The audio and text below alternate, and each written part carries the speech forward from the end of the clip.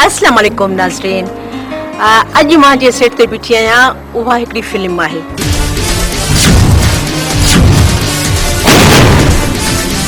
ॾाढनि जो ॾे।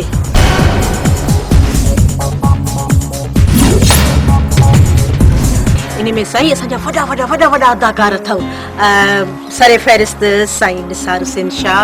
बीरा नादर अॼु जेकॾहिं चुरंदे त मरंदे अचई तीड़े।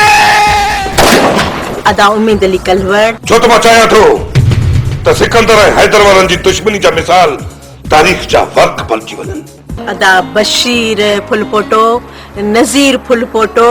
हैदर असांजे पीउ ऐं माउ खे मारे असांजे दौर जा दरवाजा बंदि कया आहिनि। न साईं दाद। अहिड़ी दुश्मनी हिननि मासूम ॿारनि सां न कर। इल्मु पिणु हिननि जो बुनियादी हक़ आहे। हिननि खां इहो हक़ रखसि। खुदा बख्श गडाणी। त पोइ कुहाड़ियूं बि सिधियूं सीने में ठका ठक ठका ठक ठका ठक हूंदसि। अदा हबीब पंवर। चरिया क़त्ल थी वियो सो बि मूंखे ॿुधाइण खां बग़ैर। ज़ुल्फ़कार बुर्दी। सुभाणे तुंहिंजी इज़त रहीम सां लाऊं लहंदी न पोइ वेही माण्हुनि जा ताना ऐं तुनका बचाम। असांजो वॾो आर्टिस्ट जेको माशाअल्लाह लेखक भी आहे, असांजो डायरेक्टर भी आहे, उनखे वरी मां सलाम कंदसि। अदा मौला दाद उहो पाण बि हिन में कैरेक्टर करे पियो। हाकिम खान ख़त्म थियणु घुरिजे। ख़त्म।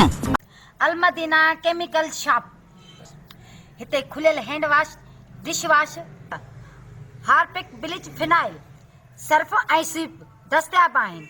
हैंड वॉश 120 रुपया किलो, हार्पिक 140 रुपया किलो, स्वीप 80 रुपया किलो, फिनाइल हाई क्वालिटी जो 120 रुपया किलो, फिनाइल नॉर्मल क्वालिटी 90 रुपया किलो, शाहीन कपड़नि ऐं थावनि ऐं शीशनि खे साफ़ करण लाइ 80 रुपया किलो, सर्फ गोल्डन 150 रुपया किलो, सर्फ सिल्वर 120 रुपया किलो, ब्लीच अछनि कपड़नि जा दाग साफ़ करण लाइ 80 रुपया किलो, लेमन मिक्स थावनि साफ़ करण लाइ 120 रुपया किलो। हफ़्ते जे लाइ नंबर नोट करना 0313 8562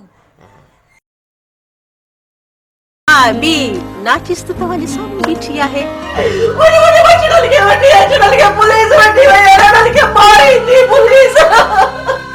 गलती न गलतान तो नहीं गलतान।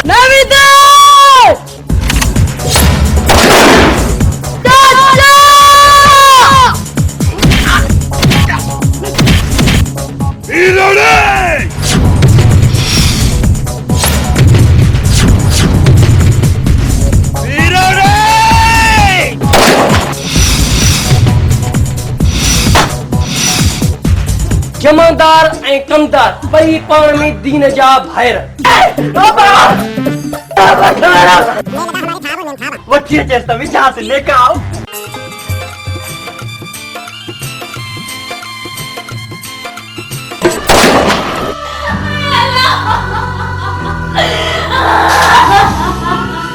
ओ ता मुझे पुनल घोट के ज़ालिमन बेगुनाह मारे छॾियो।